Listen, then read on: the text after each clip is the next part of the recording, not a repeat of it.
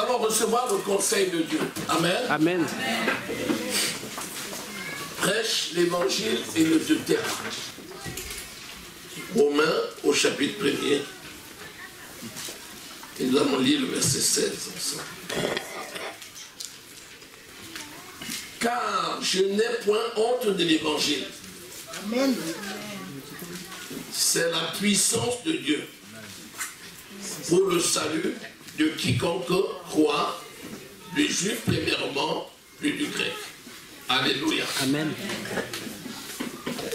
Je n'ai point honte de l'évangile. Alléluia. Amen. Donc nous avons la définition de l'évangile. L'évangile, encore appelé la bonne nouvelle, c'est la puissance de Dieu pour le salut de quiconque croit. Alléluia. Amen. Donc c'est quoi l'évangile? C'est la puissance de Dieu pour le salut de quiconque croit. Donc celui qui reçoit l'évangile reçoit la puissance de Dieu. On n'a pas dit une puissance de Dieu.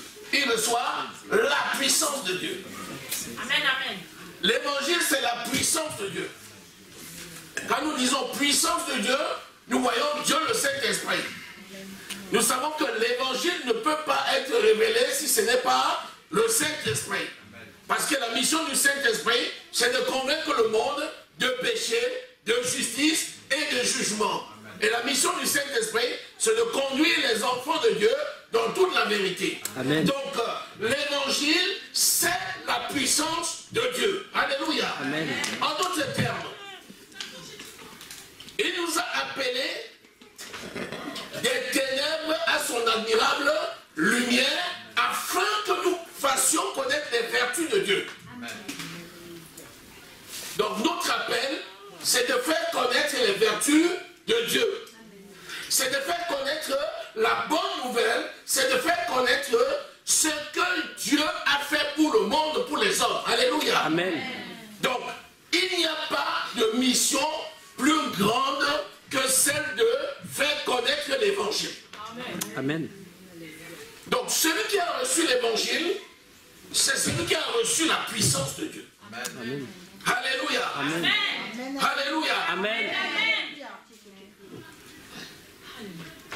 La puissance de Dieu ne se manifeste pas en dehors de l'évangile. Amen. Si quelque chose se manifeste en dehors de l'évangile, c'est la puissance du malin. Or, c'est puissance contre puissance. Nous qui sommes associés à l'œuvre de Dieu, il nous a confié son évangile, qui est sa puissance. Parce que sans la puissance, nous ne pouvons pas tenir face à l'ennemi. Amen. C'est pourquoi l'évangile est combattu. Celui qui prêche l'évangile doit être combattu. Alléluia. Amen. Si tu veux grandir, prêche l'évangile. Parce que l'évangile va amener l'opposition. Et l'opposition va faire muscler ta foi. Alléluia. Amen. Si tu veux avoir la densité dans ta foi, si tu veux que ta foi soit forte, prêche l'évangile. Parce que le plan de Satan, c'est d'empêcher les gens du monde d'écouter l'évangile. C'est la mission de Satan. Satan agit dans un axe. Certains voient, non, le diable a pour mission principale d'empêcher les gens de recevoir l'évangile. Ça c'est, si tu résumes, pourquoi Jésus est venu? La Bible dit, dans Jean 10, 10, Jésus est venu afin que nous ayons la vie, et la vie en abondance. C'est sa mission. Il est venu chercher ceux qui étaient perdus pour leur donner la vie. La mission du diable, c'est voler, égorger et détruire. Mais comment le diable va voler, égorger et détruire? Pour voler, il faut te détourner de la vérité. Te détourner de la vérité, c'est empêcher de recevoir l'évangile. Donc, celui qui reçoit l'évangile, c'est la personne qui est en première ligne face au diable. Or, il n'y a pas d'élévation sans évangélisation. Amen. Amen. Le critère sur lequel nous allons être jugés en tant que convenables, lorsque Jésus viendra chercher son église et qu'il distribuera la couronne, ça sera en fonction de notre travail dans l'évangile. Amen. Amen.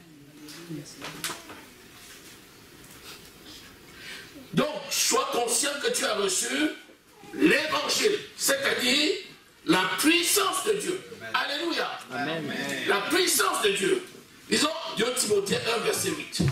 N'aie donc point honte de témoigner du témoignage à rendre à notre Seigneur, ni de moi, son prisonnier, mais souffre avec moi pour l'évangile. L'évangile, c'est l'évangile de Christ. Donc, évangéliser, c'est rendre le témoignage de ce que Christ a fait pour le monde. Et c'est donc rendre le témoignage de ce que Christ a fait pour moi. Donc, j'évangélise lorsque je n'ai pas honte de rendre le témoignage de ce que Dieu a fait pour moi par l'œuvre du sacrifice de Jésus. Alléluia. Amen. Amen. Alléluia. Amen. Bien. Lorsque tu as reçu l'évangile, puisque c'est tellement puissant, l'ennemi également va s'opposer à toi. Mais sache que le Saint-Esprit de Dieu, c'est le maître stratège qui te conduit dans l'évangélisation. Amen. Tu ne travailles pas seul. Tu travailles avec le Saint-Esprit comme participant de la nature divine. Et donc, c'est le maître stratège que tu suis dans l'œuvre d'évangélisation. C'est lui qui définit les stratégies, c'est lui qui choisit les lieux, c'est lui qui à un moment donné te dit, c'est ici, ce n'est pas ici, c'est là-bas. Ça peut même paraître aux yeux des hommes à un moment donné anormal que tu choisisses d'aller dans un endroit plutôt que dans un autre, mais le chef, le patron de l'église, c'est le Saint-Esprit. Amen. C'est lui qui nous conduit et c'est lui que nous devons suivre. Alléluia. Amen. Ça veut dire quoi? Ça veut dire que nous devons être soumis à l'autorité du Saint-Esprit. On ne peut pas prêcher l'évangile si on n'est pas soumis à l'autorité de la parole. Or, nous savons que la prédication de l'évangile, c'est une tâche qui nous a été confiée et lorsque nous allons accomplir cette mission, il y a des récompenses. La Bible dit que nous sommes esclaves avec Christ.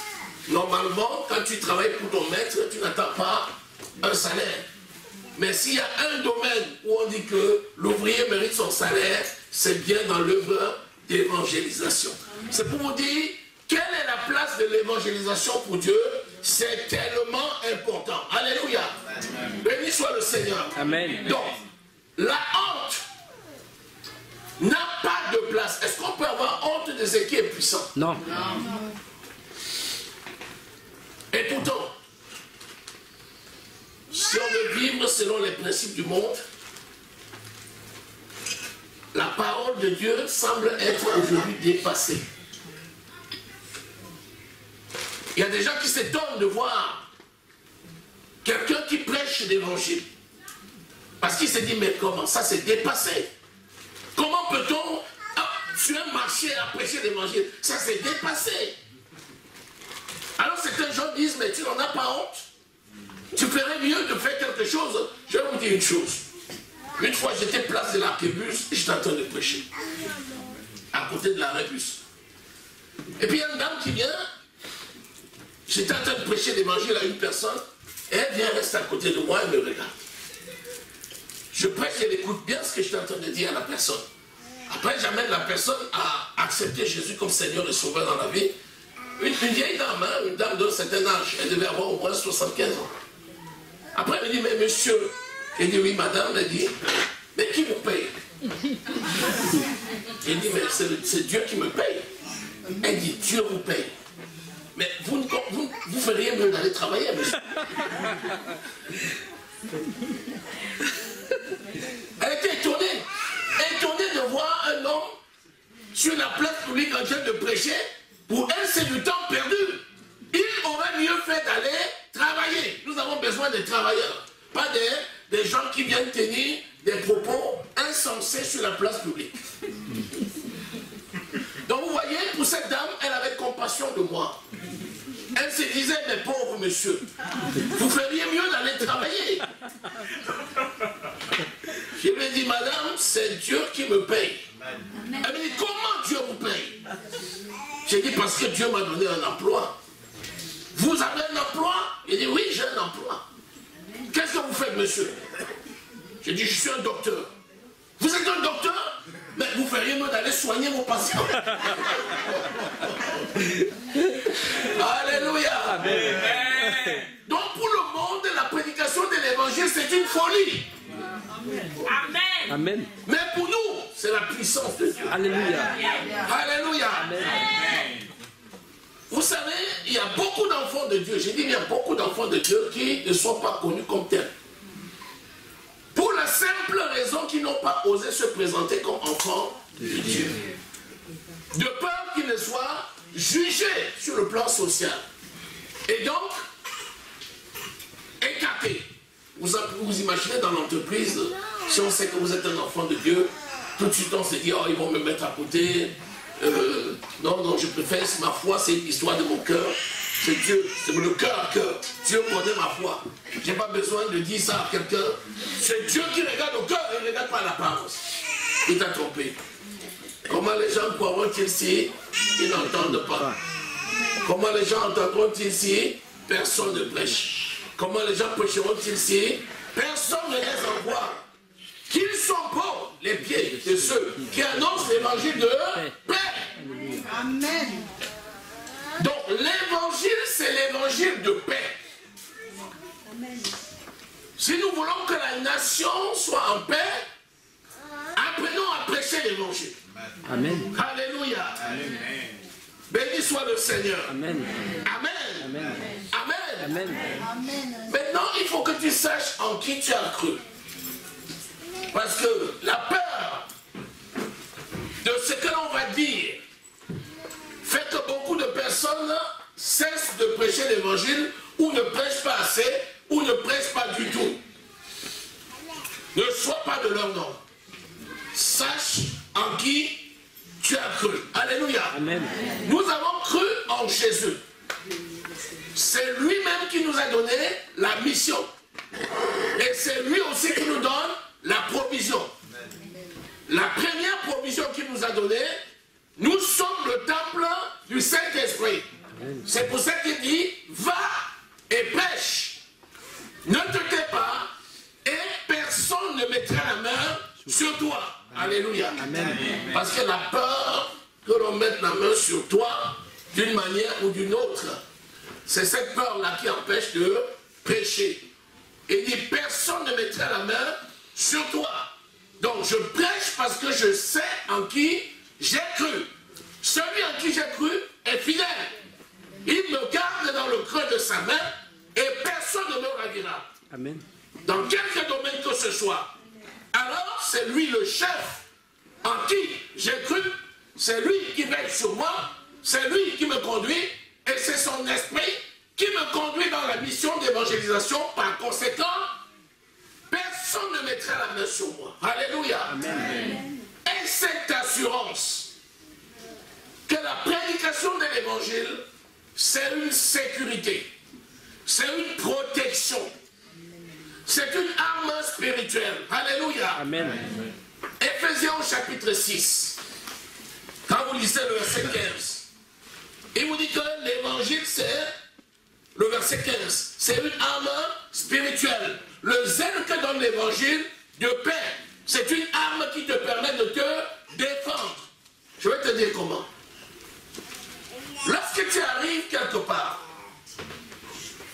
et tu te présentes immédiatement comme étant un enfant de Dieu, la présentation comme enfant de Dieu va t'obliger déjà toi-même à avoir une certaine discipline.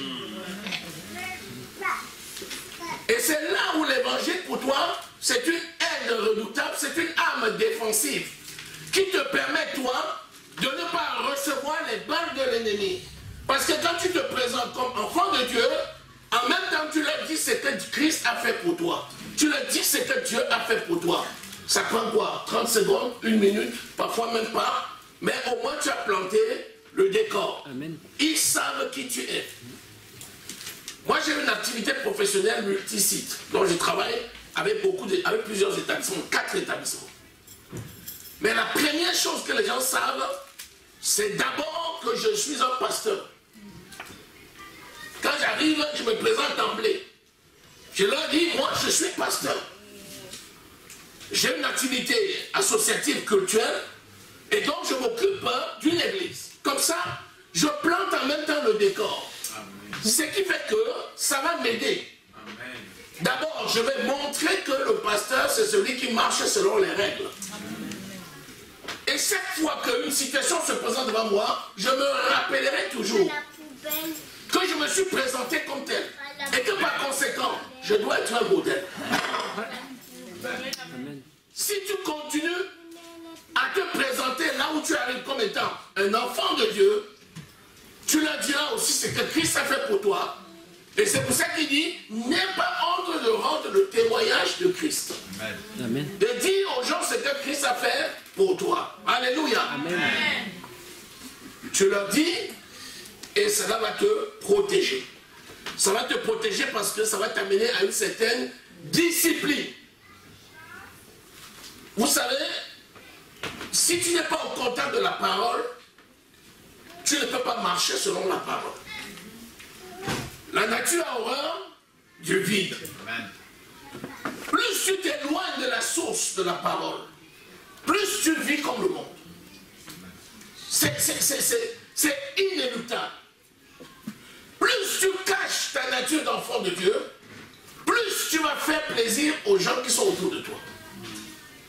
Quand tu ne te présentes pas comme étant enfant de Dieu, quand tu ne leur dis pas ce que Christ a fait pour toi, tu vas essayer de leur faire plaisir. Quand ils vont tenir des propos désobligeants les uns vis-à-vis des autres, tu auras l'impression que tu as besoin de faire un peu comme eux pour être accepté au milieu d'eux. Alors que lorsque tu te présentes comme tel, ils savent que tu prendras toujours la défense du plus faible et que tu diras toujours, est-ce que c'est logique d'avoir un tel comportement vis-à-vis des autres? Et en faisant ainsi, tu vas infuser de l'évangile le milieu dans lequel tu te trouves. Les gens sauront ce que c'est et ainsi tu auras fait ton devoir. Alléluia. Amen. Parce que les opportunités de prédication ne manquent pas. Même si la loi dit ne faites pas des prosélytes dans l'entreprise, la même loi dit tenez compte de la pratique religieuse ou pas des gens. La même loi. Une loi dit attention, vous n'êtes pas venu ici faire des prosélytes, vous n'êtes pas venu ici faire des convertis, mais la même loi dit tu dois respecter la croyance des gens. Vous voyez que c'est pour rien que Dieu a voulu que ce soit ainsi. Dieu a laissé ainsi la facilité de faire connaître l'évangile. Alléluia. Amen. Alléluia. Amen. Donc n'aie pas honte de prêcher l'évangile de paix. Amen. En toutes circonstances favorables ou non. Quand on dit en toutes circonstances favorables ou non, il faut comprendre très bien ce que ça veut dire. Toute situation qui peut te permettre de rendre le témoignage de Christ, tu dois le saisir. Amen. Que ce soit à l'occasion d'un deuil, que ce soit à l'occasion d'une réjouissance, que ce soit à l'occasion d'une tradition, quel que soit ce que les autres font en face de toi, la première préoccupation c'est de dire comment je vais saisir l'opportunité pour prêcher Jésus. Vous savez, nous sommes en période de Noël. Et certains disent que Noël, c'est vraiment la naissance de Jésus. Vous avez vu où, dans quelle Bible, Noël est la naissance de Jésus? Noël, ce n'est pas la naissance de Jésus. Les anglophones n'appellent même pas ça Noël. Ils appellent messe de Christ. Christmas. Donc, quand on va dans des endroits différents, ils ont des noms différents. Donc, Noël, ce n'est pas la naissance de Jésus. Puisque quand tu prends la Bible, nulle part, on t'a dit le 25 décembre, c'était la naissance de Jésus. Ce n'est pas écrit dans la Bible. Les francophones disent Noël, les anglophones disent Christmas. Chez les Asiatiques, là-bas, ils ont encore d'autres noms. Chacun donne un nom. Mais ce qui est sûr, c'est que c'est un événement qui se rapporte désormais à la naissance de Jésus. Donc les enfants de Dieu saisissent l'opportunité pour prêcher Jésus. Amen. Amen. Amen. Toute occasion doit être bonne pour prêcher Jésus. Amen. Alléluia. Amen. Alléluia. Amen.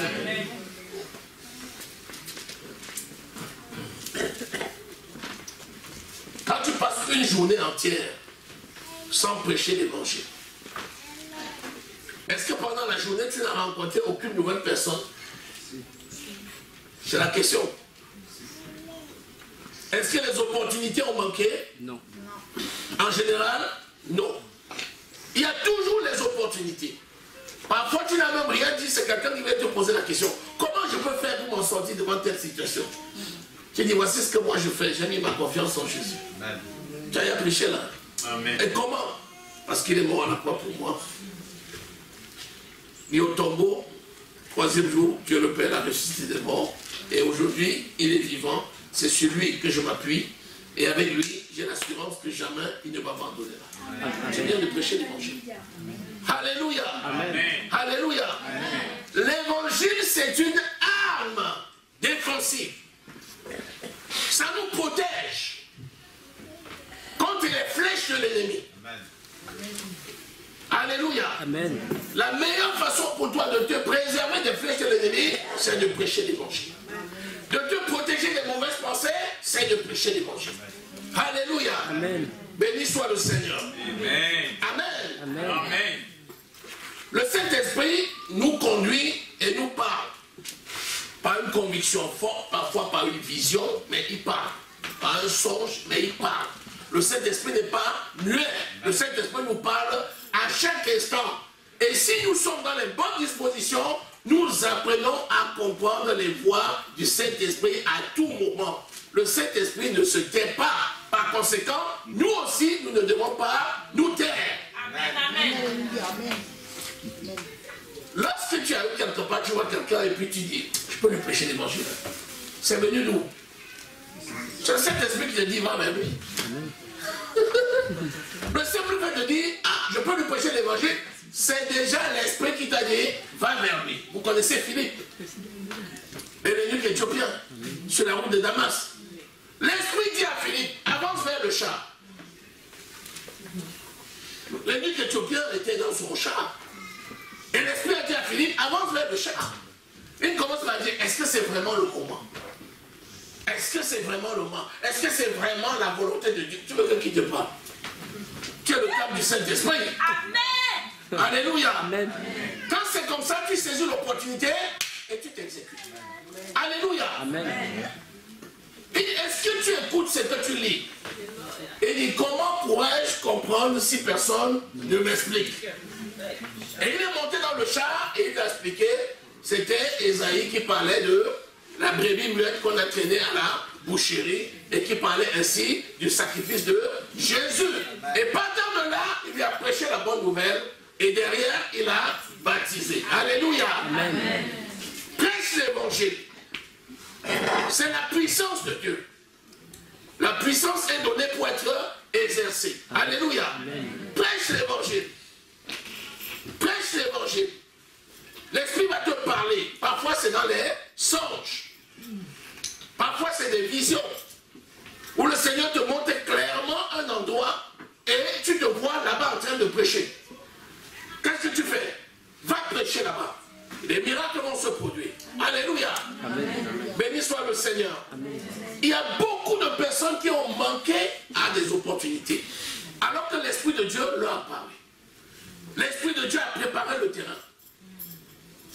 Mais les gens ont manqué. Pourquoi? Parce qu'ils ont honte. Parce qu'ils ont peur. On a parlé de la honte. On parle de la peur. Nous avons reçu le Saint-Esprit, c'est la puissance de Dieu. La puissance de Dieu, c'est la puissance qui est au-dessus de toutes les puissances. Il n'y a pas de puissance plus grande que le Saint-Esprit. C'est pour ça que tu dois être en confiance, parce que l'Esprit de Dieu qui est en toi, c'est l'Esprit de puissance et il t'amène de succès en succès et de gloire en gloire. Alléluia. Amen. Béni soit le Seigneur. Amen. Amen. Amen. 2 Timothée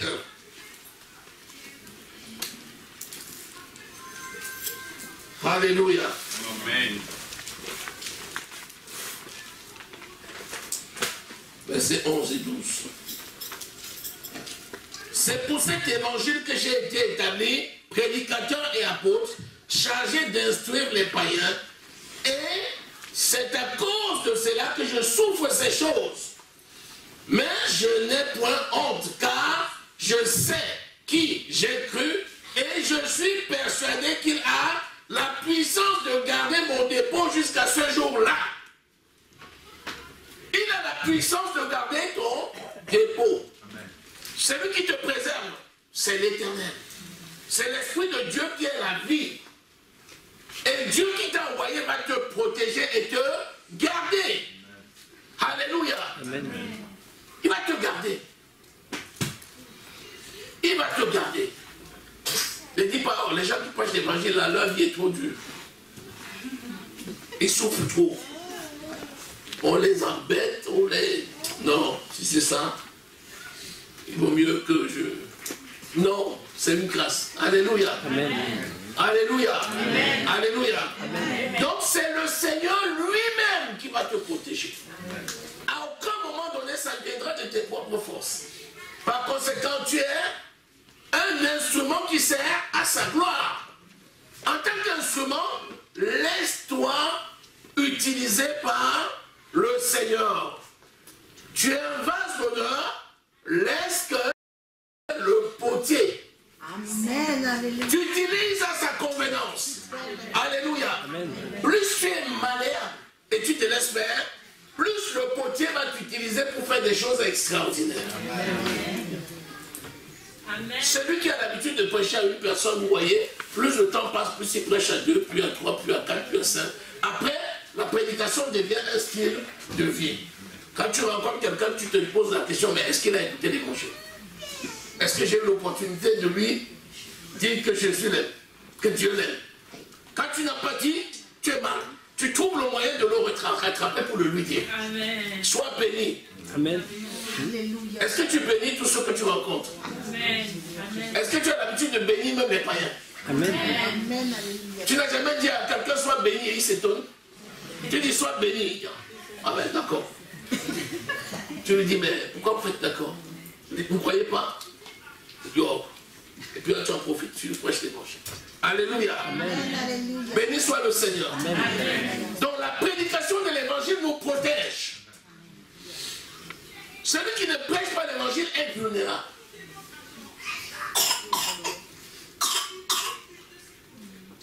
Quand tu te lèves le matin, tu pries.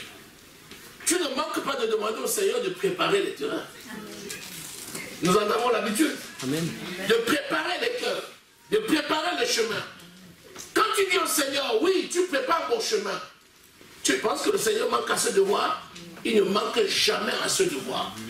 Le Seigneur accomplit les paroles de ses serviteurs. Amen. Quand tu as dit, tu me prépares le chemin pour une boisson aujourd'hui, la boisson sera grandeur aujourd'hui.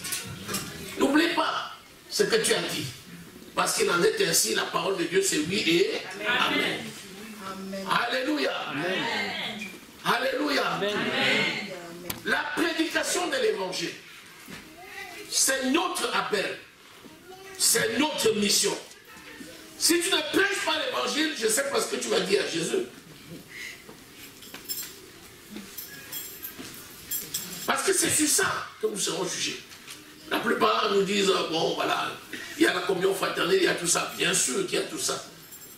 Mais l'élément essentiel de notre appel, c'est pour faire connaître la gloire de Dieu. C'est pour faire connaître les vertus de Dieu. C'est pour construire le royaume de Dieu. Nous sommes appelés pour détruire le camp de l'ennemi et construire construire dans le camp de Dieu. Alléluia. C'est pas la prédication de l'évangile. J'ai un bon témoignage. J'ai rencontré un monsieur qui... Je connais quelqu'un qui vit à Montargis, qui est un médecin et qui est un enfant de Dieu. Et j'ai vu une personne une fois qui je prêchais l'évangile, il me dit, ah tiens oui, j'habite Montargis et je connais un médecin là-bas qui est un enfant de Dieu, il va au marché prêcher. Il m'étonne. Le monsieur disait, il m'étonne, le médecin là, il m'étonne. J'ai dit, mais pourquoi? Il dit, lorsqu'on le rencontre au marché, il est en train de prêcher Jésus, il rencontre ses patients. Et il prêche Jésus. Et le monsieur disait, mais il est étonnant, hein? Et on ne lui fait rien. Il dit, que vous voulez qu'on lui fasse? C'est sa vie privée et associative. Elle n'a rien à voir avec sa vie professionnelle. Ça, c'est un grand témoignage. Et je lui ai dit que je connaissais ce monsieur-là. Il me dit, ah, je comprends.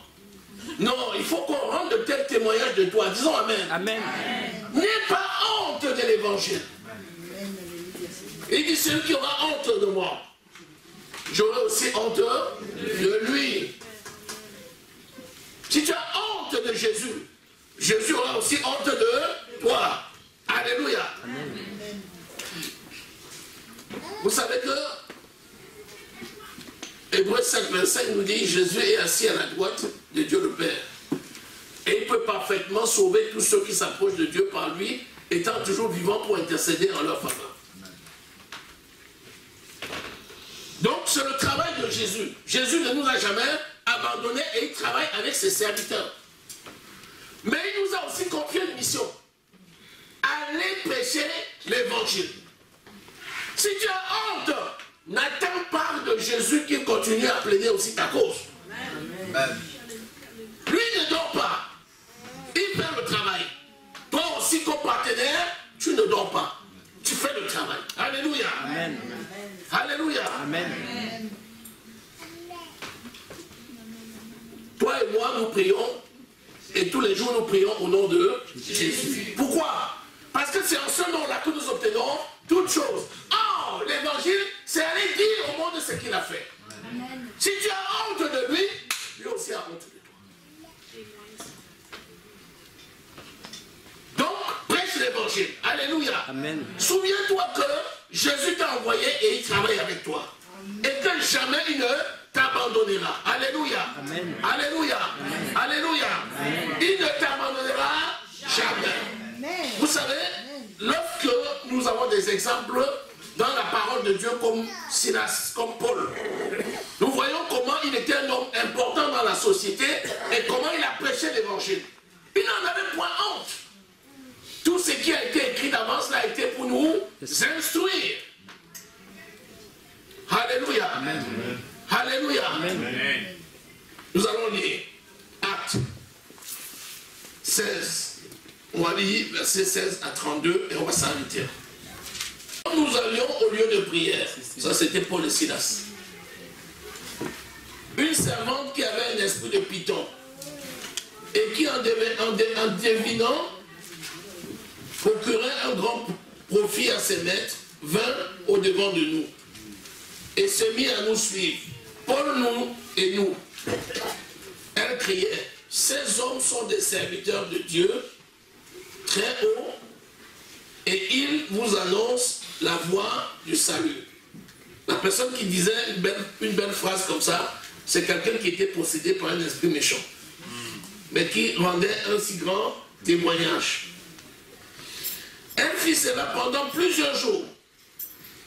Paul, fatigué, se retourna et dit à l'esprit, je t'ordonne au nom de Jésus-Christ de sortir d'elle.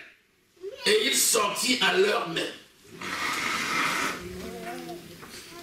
Verset 19.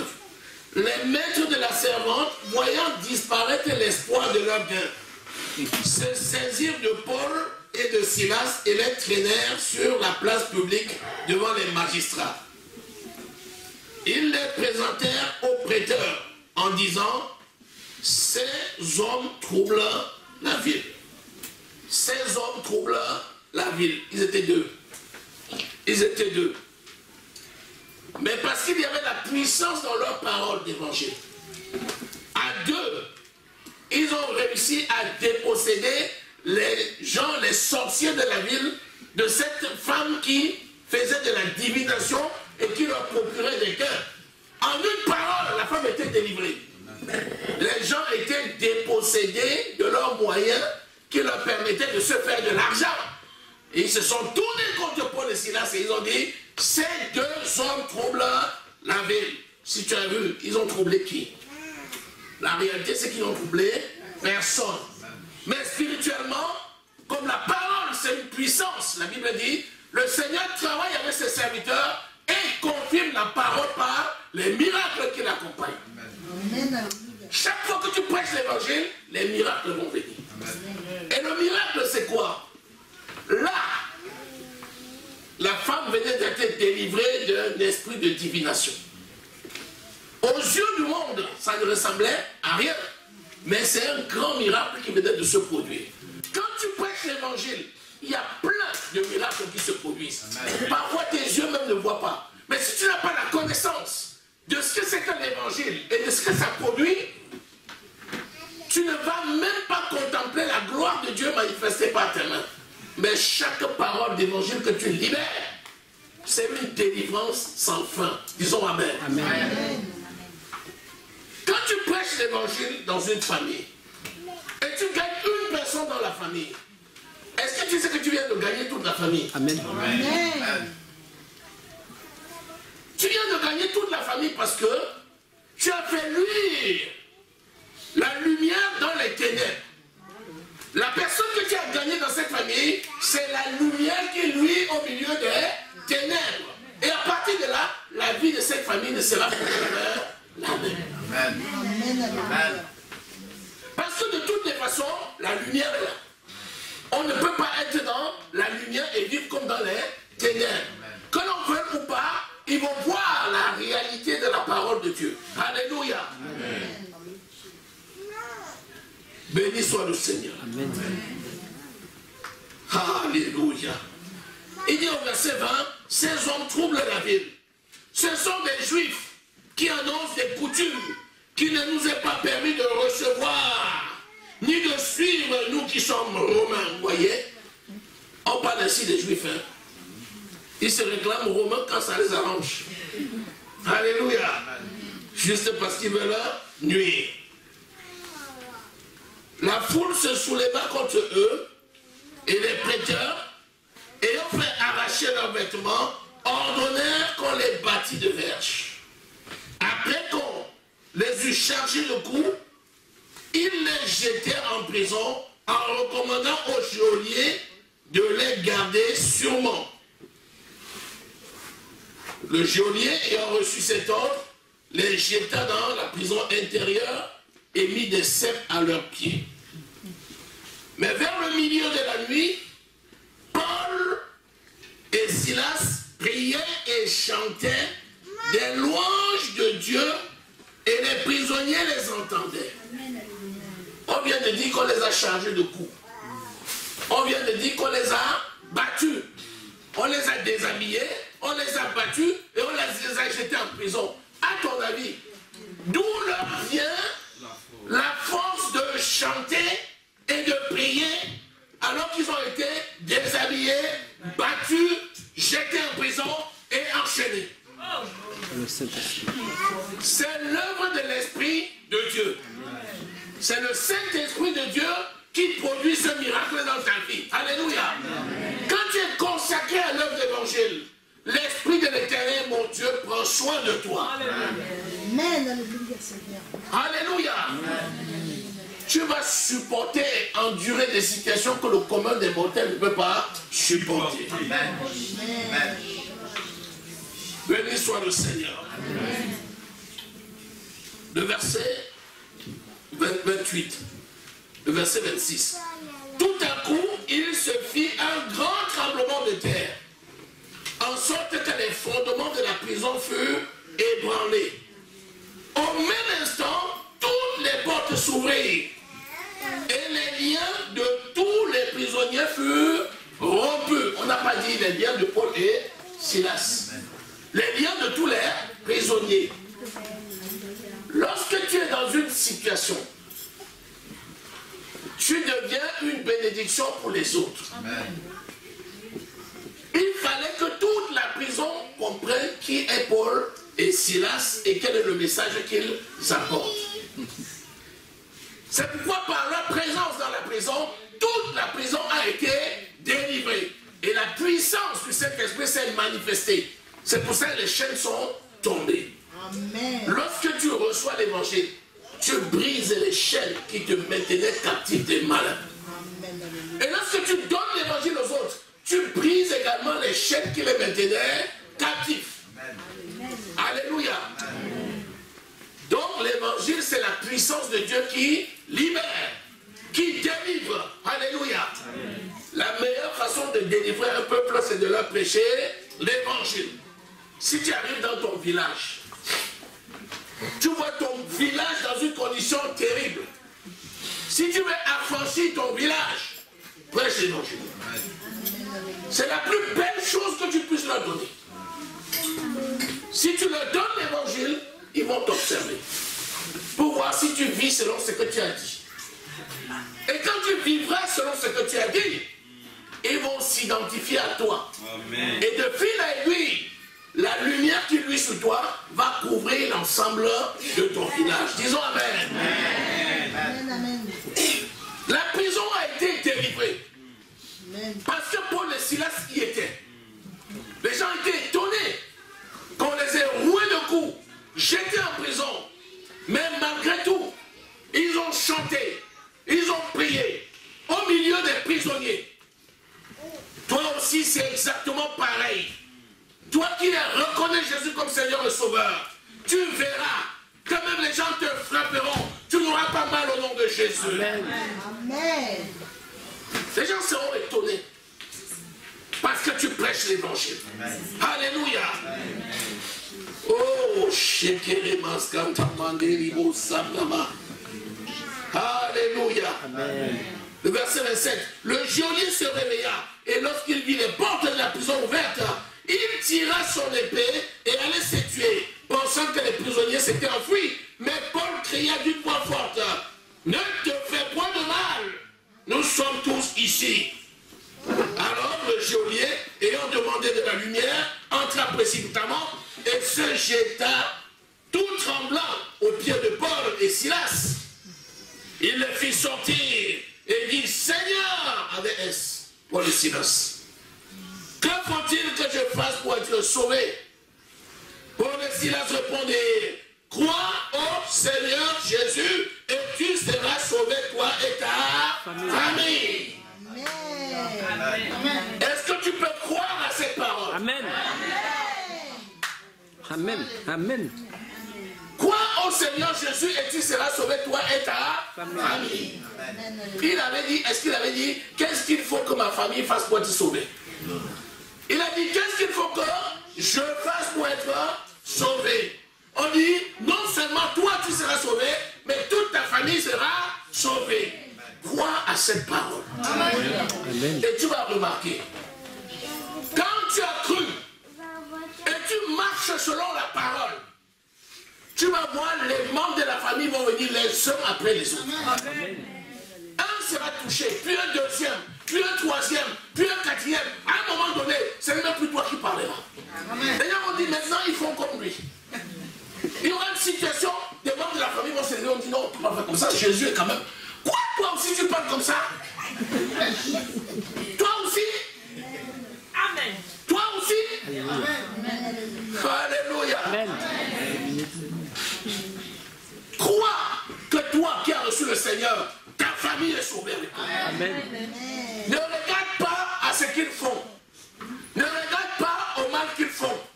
Ne regarde pas aux paroles qu'ils disent. De toutes les façons, ce sont des païens. Même s'ils disent une parole, aussi mauvaise soit-elle, c'est un païen. Qu'est-ce que tu veux qu'ils disent? Le païen va te donner quoi? Il va te donner les affaires des païens. Crois à cette parole.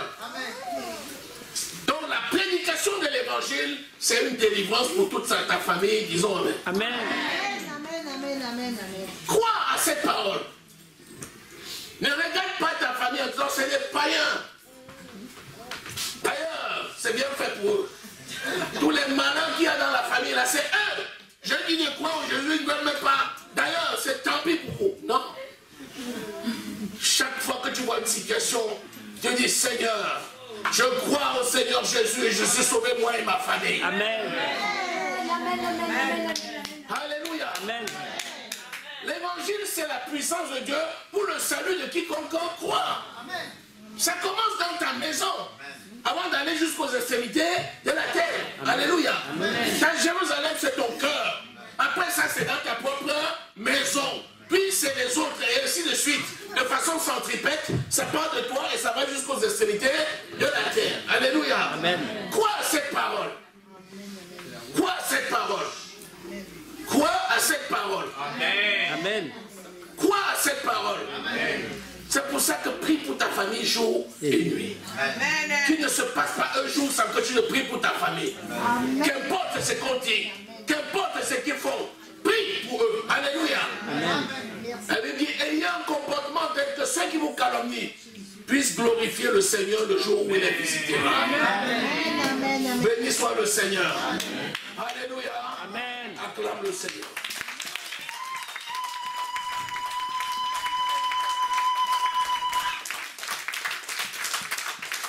Acclame le roi des rois, le Seigneur. C'est pas ta grandeur et ta famille. Bénis l'Éternel. Parce qu'il bénit ta maison. Il bénit ta famille. Il bénit ton village. Au nom de Jésus. Alléluia. Alléluia. La parole de Dieu, c'est la vérité. La parole de Dieu, c'est la vérité. La parole de Dieu, c'est la vérité. Ici, on écrit de ma parole qui sort de ma bouche. Ésaïe 55, 10. On écrit de ma parole. Ici, on écrit de ma parole qui sort de ma bouche. Elle ne revient jamais à moi sans accomplir mes desseins et exécuter ma volonté. Alléluia.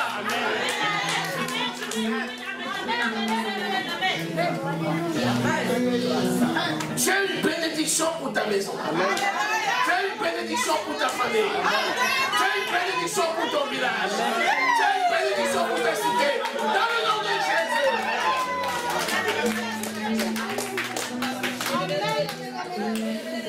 Le fruit de tes entrailles est béni au nom de Jésus. Ta maison est bénie au nom de Jésus. Tes enfants sont bénis au nom de Jésus. Les masques,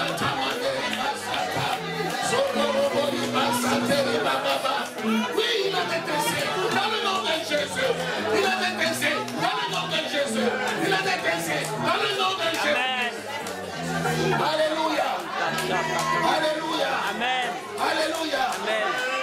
Tu ne connaîtras jamais la honte au nom de Jésus. Tu ne connaîtras jamais la honte au nom de Jésus. Tu ne connaîtras jamais la honte au nom de Jésus. La maison est bénie. Les enfants sont bénis. Au nom de Jésus.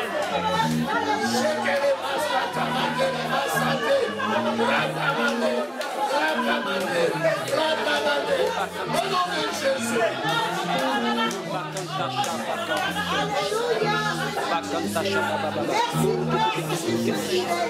Satan, c'est l'accusateur de nos frères. Satan, c'est l'accusateur de nos pères. Il est vaincu au nom de Jésus. Alléluia, Père, mon Dieu, mon roi.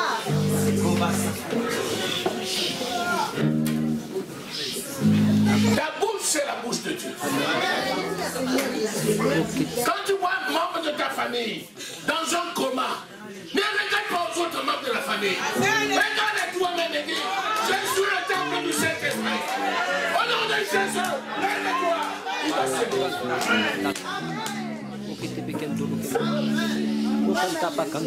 Vous êtes le sel de la terre. Vous êtes la lumière du monde. Si tu n'assaisonnes pas ta famille, qui va l'assaisonner? Si tu ne brilles pas sur ta maison, qui va briller? C'est toi qui as la vie. Au nom de Jésus. Crois à cette parole. Crois seulement et tu verras la gloire de Dieu. Alléluia. Acclamez pour le Seigneur.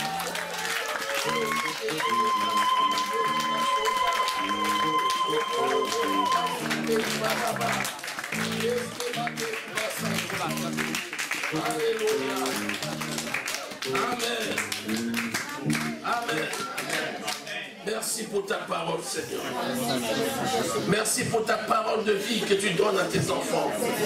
Merci pour ton évangile qui est la vérité. Merci pour ta puissance à l'œuvre dans nos vies. Gloire, honneur et louange à toi, Seigneur. Nous te rendons grâce et te bénissons. Au nom précieux du Seigneur Jésus que nous avons prié. Amen.